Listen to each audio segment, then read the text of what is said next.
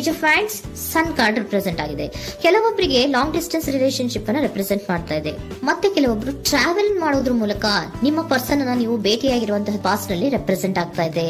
ನಿಮ್ಮ ಪಾಸ್ಟ್ ನಲ್ಲಿ ನಿಮ್ಮ ಲವ್ ಲೈಫ್ ನ ವಿಚಾರದಲ್ಲಿ ಒಂದು ರೊಮ್ಯಾಂಟಿಕ್ ಇತ್ತು, ಒಂದು ರೀತಿಯ ಕ್ಯೂರಿಯಾಸಿಟಿ ಇತ್ತು, ಒಂದು ಎಂಜಾಯ್ ಇತ್ತು. ಕೆಲವೊಂದು ರೀತಿಯ ಮೆಸೇಜ್ ಗಳನ್ನ ಎಕ್ಸ್ಚೇಂಜಿಂಗ್ ಮಾಡ್ಕೋತಾ ಇದ್ರಿ, ಫೋನ್ಗಳ ಮೂಲಕ ಅಥವಾ ವಾಟ್ಸ್ಆಪ್ ಗಳ ಮೂಲಕ ಮೆಸೇಜ್ ಗಳನ್ನ ಕಳಿಸ್ಕೊಳ್ಳುವಂತಹದ್ದು, ಒಂದು ರೀತಿಯ ಕ್ಯೂರಿಯಾಸಿಟಿ, ಎಕ್ಸೈಟ್ಮೆಂಟ್ ಗಳೆಲ್ಲ ನಿಮ್ಮ ಲವ್ ಲೈಫ್ ನ ವಿಚಾರದಲ್ಲಿ ಇತ್ತು.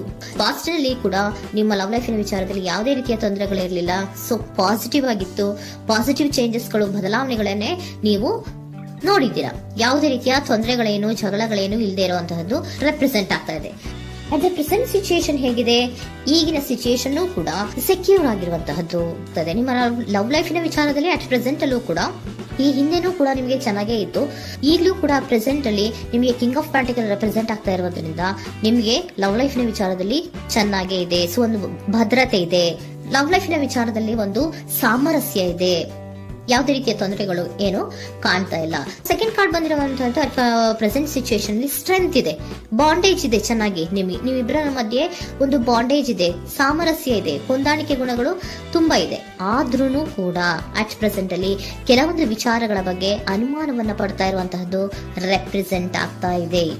ಅಟ್ ಪ್ರೆಸೆಂಟ್ ಅಲ್ಲಿ ನೀವು ಕೆಲವೊಂದು ವಿಚಾರಗಳ ಬಗ್ಗೆ ನಿಮ್ಮ ಮೇಲೆ ನೀವು ಕೆಲವೊಂದು ಡೌಟ್ ಅನ್ನ ಪಡ್ತಾ ಇರುವಂತಹದ್ದು ರೆಪ್ರೆಸೆಂಟ್ ಆಗ್ತಾ ಇದೆ. ನಿಮ್ ಲವ್ ಲೈಫ್ ನಲ್ಲಿ ಕೆಲವೊಂದು ರೀತಿಯ ಭದ್ರತೆಗಳಿದೆ.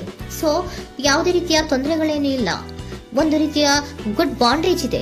ಆದ್ರೂ ಕೂಡ ನಿಮ್ಮಲ್ಲಿ ಯಾಕೋ ಆತ್ಮವಿಶ್ವಾಸ ಇಲ್ಲ, ಆತ್ಮವಿಶ್ವಾಸದ ಕೊರತೆಗಳು ರೆಪ್ರೆಸೆಂಟ್ ಆಗ್ತಾ ಇದೆ. ಯಾವುದೋ ಕೆಲವೊಂದು ಅನುಮಾನಗಳು ನಿಮ್ಮಲ್ಲಿ ನಿಮ್ಮ ಲವ್ ಲೈಫಿನ ವಿಚಾರವಾಗಿ ಇರುವಂತಹದ್ದು ರೆಪ್ರೆಸೆಂಟ್ ಆಗ್ತಾ ಇದೆ. ಏನಾದ್ರೂ ತೊಂದರೆ ಆಗ್ತಾ ಇದೆಯಾ, ನನ್ನ ಲವ್ ಲೈಫಿನ ವಿಚಾರವಾಗಿ ಏನಾದ್ರೂ ತೊಂದರೆ ಆಗ್ತಾ ಇದೆಯಾ ಅಂತ ನಿಮ್ಮಲ್ಲೇ ನೀವು ಅನುಮಾನವನ್ನ ಪಡ್ತಾ ಇರುವಂತಹದ್ದು ರೆಪ್ರೆಸೆಂಟ್ ಆಗ್ತಾ ಇದೆ. ಫ್ಯೂಚರಿನ ಬಗ್ಗೆ ಹೇಳೋದಾದ್ರೆ ಕ್ವೀನ್ ಆಫ್ ಪ್ಯಾಂಟಿಕಲ್ಸ್ ಬಂದಿದೆ. ಕ್ವೀನ್ ಆಫ್ ಪ್ಯಾಂಟಿಕಲ್ಸ್ ಬಂದಿರುವಂತಹದ್ದೇನು, ಒಂದು ರೀತಿಯ ಪೋಷಣೆಯನ್ನ ಮಾಡುವಂತಹದ್ದು ರೆಪ್ರೆಸೆಂಟ್ ಆಗ್ತಾ ಇದೆ. ಯಾಕಂದ್ರೆ ನಿಮ್ಮ ಲವ್ ಲೈಫ್ ನ ವಿಚಾರವಾಗಿ ಅಟ್ ಪ್ರೆಸೆಂಟ್ ಅಲ್ಲಿ ಕೆಲವೊಂದು ವಿಚಾರಗಳಲ್ಲಿ ಸ್ಟೇಬಲ್ ರಿಲೇಶನ್ಶಿಪ್ ಅಲ್ಲಿ ಇದ್ರು, ಒಂದು ಗುಡ್ ಬಾಂಡೇಜ್ ಇದ್ರೂ ಕೂಡ ನೀವ್ ಯಾಕೋ ಕೆಲವೊಂದು ವಿಚಾರಗಳ ಬಗ್ಗೆ ಅನುಮಾನವನ್ನ ಪಡ್ತಾ ಇರುವಂತಹದ್ದು, ಅದನ್ನ ರಕ್ಷಣೆ ಮಾಡೋದ್ರೊಳಗೆ ಹೆಚ್ಚು ಗಮನವನ್ನ ಕೊಡ್ತಾ ಇರುವಂತಹದ್ದು ರೆಪ್ರೆಸೆಂಟ್ ಆಗ್ತಾ ಇದೆ.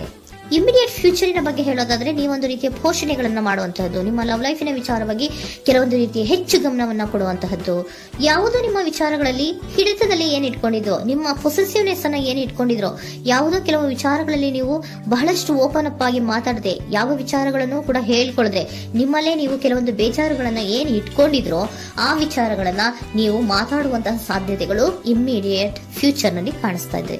ಯಾವುದೋ ಕೆಲವೊಂದು ವಿಚಾರ, ಯಾಕೆ ಯಾವುದೋ ಕೆಲವು ವಿಚಾರಗಳಲ್ಲಿ ನಿಮಗೆ ಅನುಮಾನಗಳು ರೆಪ್ರೆಸೆಂಟ್ ಆಗ್ತಾ ಇದೆ.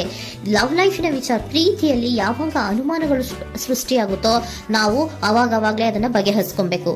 ನಮ್ಮಲ್ಲೇ ಇಟ್ಕೊಳ್ಳೋದು, ಅಯ್ಯೋ ಏನಾಗ್ತಾ ಇದೆಯೋ ಅಂತ ಕೊರಗೋದು ಅಥವಾ ಏನಾಗ್ಬಿಡುತ್ತೋ ಅಂತ ಭಯ ಪಡುವಂತಹದ್ದು ಏನು ಬೇಕಾಗಿಲ್ಲ. ಯಾಕಂದ್ರೆ ಲವ್ ಇರುವಂತಹದ್ದೇ ನಂಬಿಕೆಯ ಬುನಾದಿಯ ಮೇಲೆ. ಸೊ ನೀವೇನ್ ಮಾಡ್ಬೇಕು, ಏನಾದ್ರೂ ಸ್ವಲ್ಪ ಡೌಟ್ಗಳು ಬಂದಾಗ ನೀವು ಅದನ್ನ ಬಗೆಹರಿಸ್ಕೊಬೇಕು. ಯಾವ ವಿಚಾರದಲ್ಲಿ ನಿಮಗೆ ಬೇಜಾರಾಗಿತ್ತು ಅದನ್ನ ನೀವೇನ್ ಮಾಡ್ಬೇಕು, ನಿಮ್ಮಲ್ಲೇ ಇಟ್ಕೊಂಡು ಕೊರಗಬಾರ್ದು.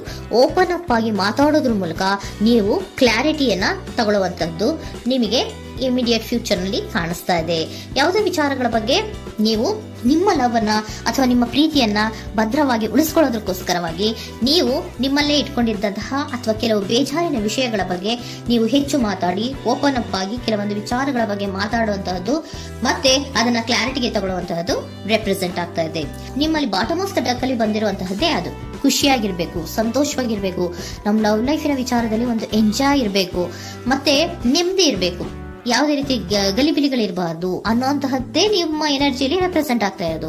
ಅದಕ್ಕೋಸ್ಕರನೇ ನೀವು ಏನೇನು ಕೆಲವೊಂದು ಸ್ವಲ್ಪ ಅನುಮಾನವನ್ನ ಪಡ್ತಾ ಇದ್ರಿ ಅಥವಾ ಕೆಲವೊಂದು ವಿಚಾರಗಳಲ್ಲಿ ನೀವು ಡಿಸ್ಟರ್ಬ್ ಆಗಿದ್ರಿ, ಓಪನ್ ಅಪ್ ಆಗದೆ ಹೇಳ್ದೆ ನಿಮ್ಮಲ್ಲೇ ನೀವು ಬೇಜಾರನ್ನ ಮಾಡ್ಕೊಂಡು ಏನು ಕೆಲವು ವಿಚಾರಗಳ ಬಗ್ಗೆ ಕೊರಗ್ತಾ ಇದ್ರಿ, ಅದನ್ನ ನೀವು ಓಪನ್ ಅಪ್ ಆಗಿ ಮಾತಾಡಿ ಅದರ ಬಗ್ಗೆ ತಿಳ್ಕೊಳ್ಳುವಂತಹದ್ದು, ಅದನ್ನ ಕ್ಲಾರಿಟಿಗೆ ತಗೊಳ್ಳುವಂತಹದ್ದು ನಿಮಗೆ ರೆಪ್ರೆಸೆಂಟ್ ಆಗ್ತಾ ಇದೆ.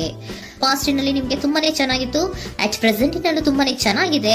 ಬಟ್ ಕೆಲವೊಂದು ವಿಚಾರಗಳ ಬಗ್ಗೆ ನೀವು ಸೆಲ್ಫ್ ಡೌಟ್ ಅನ್ನ ಪಡ್ತಾ ಇರುವಂತಹದ್ದು ರೆಪ್ರೆಸೆಂಟ್ ಆಗ್ತಾ ಇದೆ.